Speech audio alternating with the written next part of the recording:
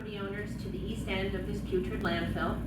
We own nearly 100 acres that my grandfather purchased back in the 1970s. It used to be a place my dad took me as a child to target shoot, take hikes, walk around and look for rocks. Many people have hunted there over the years, and it was a beautiful place. I used to be able to walk my dogs and enjoy the outdoors. That has all changed since the day this landfill opened. The stench from this landfill is often so strong it makes your eyes water, and enjoying our land is no longer an option to myself or any of my family or friends. Science tells us that when you can smell hydrogen sulfide, that rotten egg smell, then the levels are already dangerously high and can negatively affect your health. These odors are noticed at our land at least weekly, even daily, and therefore unsafe, and results in our land being completely unusable. There is also often noise from the landfill as well as debris blowing onto our property, and that we feel is also unacceptable. Standing here today, I have to say there is a very eerie feeling of deja vu. As 19 years ago we gathered for the last public hearing before this landfill was approved and opened. So many of the concerns and predicted outcomes at that time have now come to fruition, including the putrid odor issues, the truck traffic going directly through St. Clair, the littering of the Burma Rd and surrounding properties from debris from this landfill, leachate disposal concerns, and the fear of potential sale of the landfill from the local township to a larger corporation, just to mention a few. All of these mentioned concerns have now happened.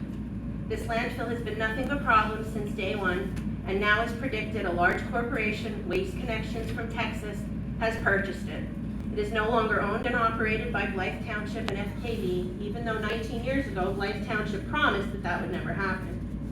The only ones to profit from this sale have been FKV, who also, as predicted, used Blythe Township as a front to get this dump up and running, and then sold it for almost $60 million profit, leaving Blythe Township with nothing and the residents of St. Clair dealing with all of the consequences again, as we predicted this would happen years ago.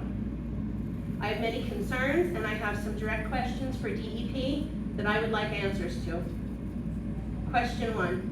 How could this landfill receive so many odor complaints, receive so many documented violations regarding leachate and odors, but yet have not one single fine to pay to date? What does it actually take for them to receive any consequences? The odors, question 2. The odors are a well-documented and undeniable problem at this point. Where are the flares or anything else to mitigate the odors? How are you protecting the people from these known harms? Question 3. Looking at Waste Connections' well-documented poor record of landfill ownership in other areas of Pennsylvania and even other states, why do they continue to be approved to purchase and own more landfills and then allowed to expand them? Where is the oversight? Do any of the requests for expansion ever get denied by DEP? It certainly doesn't seem it. Question 4, why is the landfill accepting municipal waste?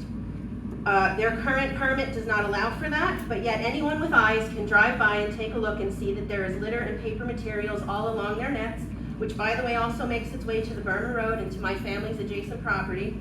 There are also many birds always swarming around the landfill, which is a direct indication that there is a food source, probably coming from municipal waste.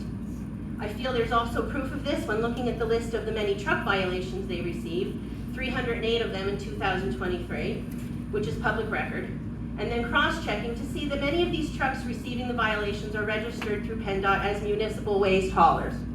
You do not have to be a detective to find this information, and it's very disappointing that DEP continually ignores this and allows this to occur. Why has DEP not looked into this or fined them for allowing this? What will be done about this? Question 5. There have been documented violations of leachate not being contained and pouring directly into the ground. When and how will this be addressed? How will the groundwater be protected from the forever chemicals that have recently been documented in other areas of our county?